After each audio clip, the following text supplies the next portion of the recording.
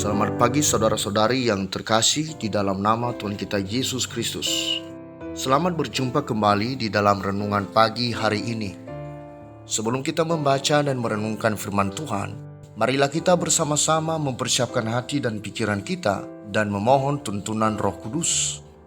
Mari kita berdoa.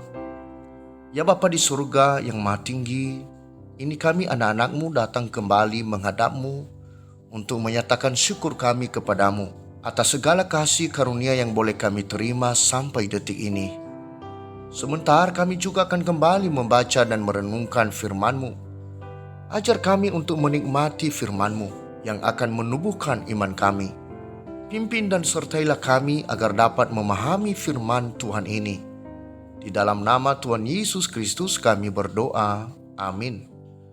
Saudara-saudari yang dikasihi Tuhan, renungan firman Tuhan pada pagi hari ini terambil dari Ibrani pasal 6 ayat 13 sampai ayat ke-15. Saya akan membacakannya untuk kita. Sebab ketika Allah memberikan janjinya kepada Abraham, ia bersumpah demi dirinya sendiri, karena tidak ada orang yang lebih tinggi daripadanya. Katanya, sesungguhnya aku akan memberkati engkau berlimpah-limpah dan akan membuat engkau sangat banyak. Abraham menanti dengan sabar dan dengan demikian ia memperoleh apa yang dijanjikan kepadanya. Saudara-saudariku yang terkasih, judul renungan pada pagi hari ini adalah mampu bersabar menantikan janji. Saudara-saudari yang dikasihi Tuhan, Abraham hidup berpindah-pindah sejak ia meninggalkan tanah Haran saat ia berumur 75 tahun. Ia pergi dari rumah bapaknya yang bernama Terah dan meninggalkan sanak saudaranya di Haran menuju negeri yang Tuhan janjikan yang akan ditunjukkan kepadanya. Abraham membawa Sarah istrinya dan Lot anak saudaranya, juga seluruh harta benda dan orang-orang yang diperoleh di Haran menuju tanah Kanaan. Allah berjanji akan memberkati orang-orang yang memberkati Abraham, mengutuk orang-orang yang mengutukinya, dan oleh karena Abraham semua kaum di muka bumi akan mendapat berkat. Demikianlah awal janji Allah kepada Abraham, orang yang dipilih Allah untuk menjadikannya bangsa yang besar, nama yang masyhur dan menjadi berkat. Saudara-saudari yang dikasihi Tuhan, sebelumnya beberapa sikap Abraham yang menunjukkan bahwa ia belum percaya akan janji Allah kepadanya.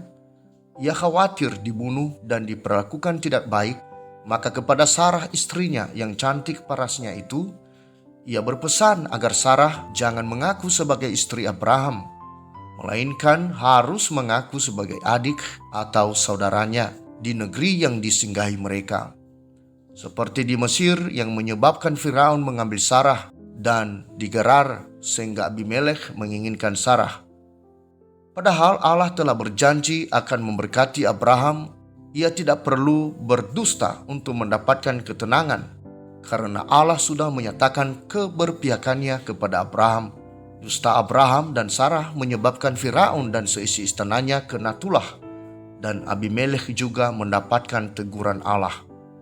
Saudara-saudari yang dikasihi Tuhan, Abraham sempat berpikir bahwa yang akan menjadi ahli warisnya adalah Eliezer, hambanya orang Damsyik.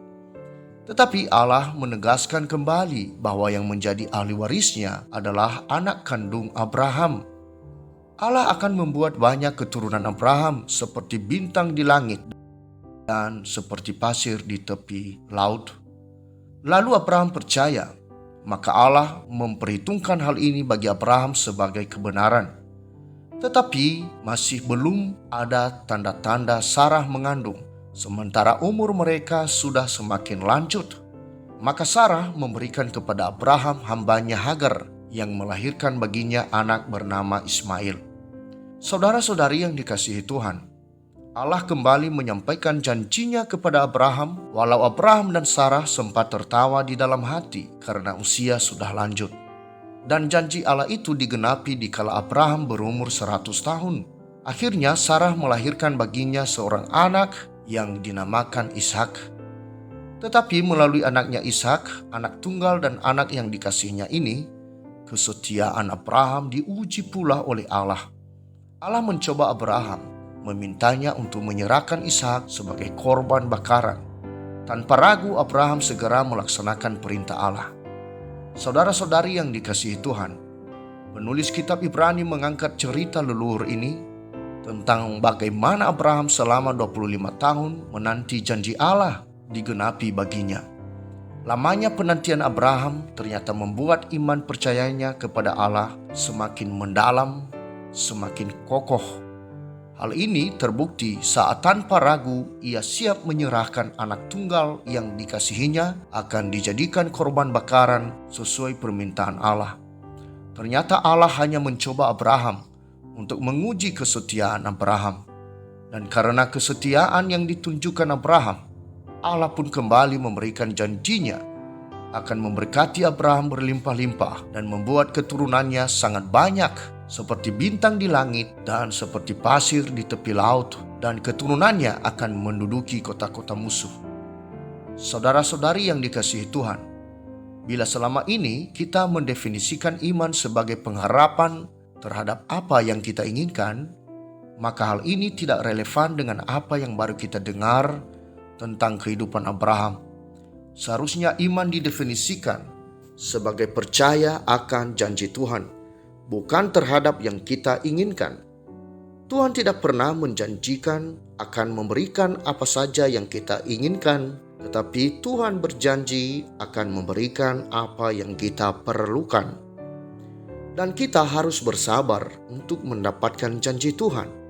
Dikala kita tidak sabar, maka kita akan cenderung mencela dan bersungut-sungut kepada Tuhan, seperti orang Israel yang bersungut-sungut di dalam perjalanannya keluar dari Mesir. Saudara-saudari yang dikasihi Tuhan, sebagai orang percaya, pergumulan yang kita alami itu tidak akan sia-sia. Melalui pergumulan, kita dilatih untuk mempersiapkan diri untuk tidak masuk tenggelam dalam arus kehidupan duniawi. Dan melalui pergumulan pula, Tuhan akan pakai untuk melahirkan konsep yang benar tentang dirinya kepada kita. Kita akan memahami janji-janji yang telah diungkapkannya. Kita harus menantikan janji Tuhan sebagai latihan iman di dalam diri kita. Saudara-saudari yang dikasihi Tuhan, mari kita belajar dari hidup orang-orang yang Tuhan pakai, yang tertulis di dalam Alkitab. Pelajari kesalahan mereka agar kita tidak berbuat serupa. Pelajari bagaimana mereka bergumul, bagaimana mereka bersabar, dan bagaimana pula Tuhan bersabar menghadapi mereka yang lemah, dan Tuhan tetap memberikan kesempatan bagi mereka agar iman mereka semakin bertumbuh. Demikianlah juga yang akan Tuhan kerjakan bagi kita. Demikianlah renungan pada pagi hari ini. Tuhan memberkati. Kita akan menutup renungan dalam doa. Tetapi jika saudara ingin didoakan secara khusus, hubungi email kami. Kerinduan kami agar channel ini menjadi berkat bagi banyak orang. Mari kita berdoa. Kembali kami datang menghadap-Mu ya Tuhan. Kami berterima kasih untuk firman yang baru saja kami dengarkan. Firman yang menyadarkan kami untuk memahami janji-janji-Mu.